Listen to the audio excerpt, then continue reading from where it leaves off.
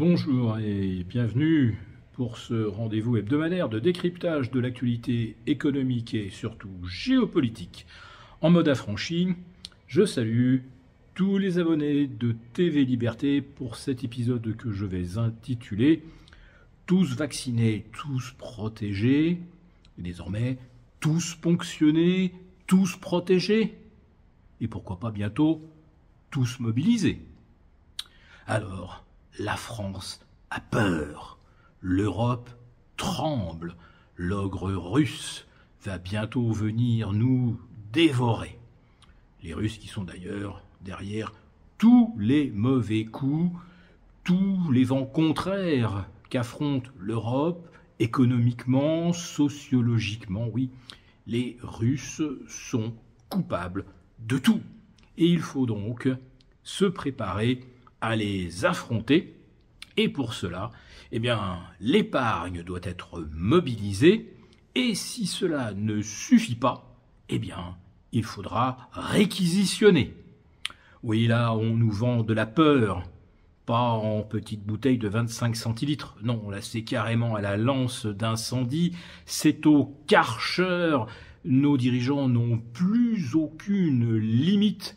On se souvient, mercredi dernier, de la porte-parole de l'Élysée et de Gérard Darmanin venant expliquer que finalement l'assassinat de Samuel Paty, étant donné que ça a été commis par un Tchétchène, quelque part ça a été commis par un Russe, non pas par un islamiste taré, qui avait d'ailleurs été mandaté par une famille radicalisée, qui n'a évidemment aucun lien avec la Russie.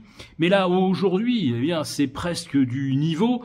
Tiens, un manifestant a lancé un cocktail Molotov dans une ZAD. Molotov, encore un coup des Russes. Ou si vous vous mettez à tousser après avoir fumé un cigare Davidoff, c'est encore un coup des Russes. Oui, on en est carrément là pour essayer de vous vendre la guerre.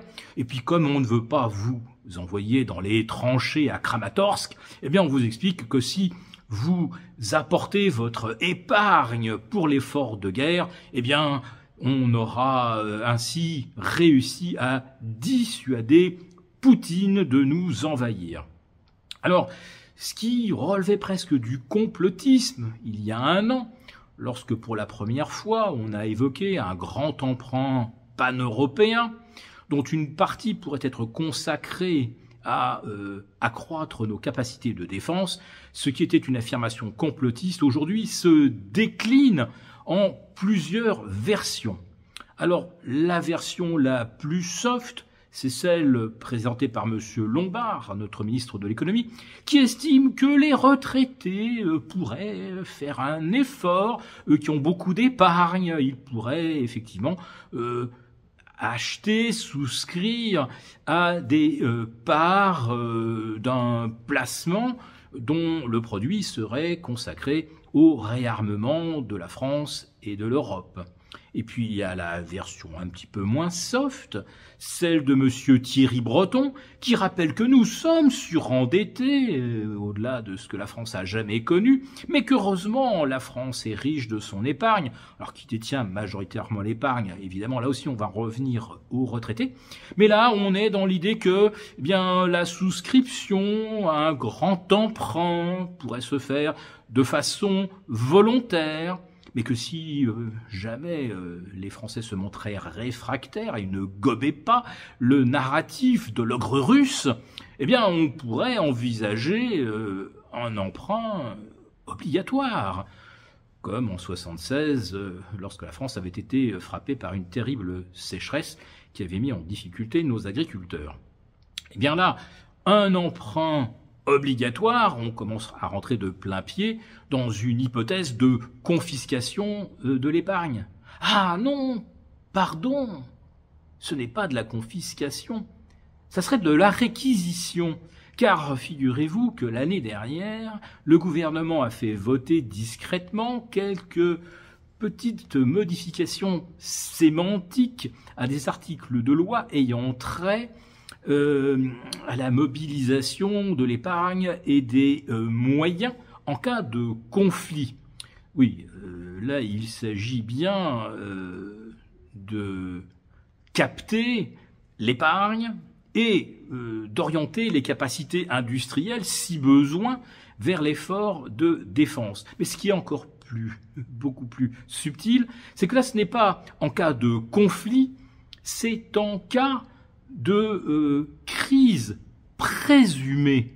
Autrement dit, le présumé peut recouvrir à peu près tous les prétextes pour confisquer l'épargne. Alors, Monsieur Minc, voilà la version là pas soft du tout, Alain Minc lui propose carrément, eh bien, d'imposer la souscription à un emprunt obligatoire pour toute personne payant un impôt sur le revenu, emprunt qui pourrait atteindre 50% par exemple des sommes versées au titre de l'impôt sur le revenu. Alors évidemment, les personnes modestes, elles, en seraient exemptées.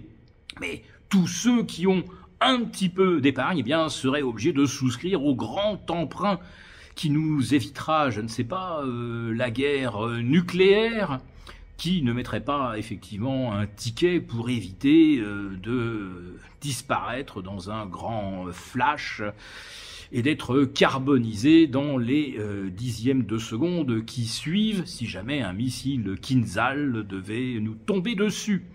Et oui, parce que figurez-vous que la France envisage également de partager sa force nucléaire avec d'autres pays européens.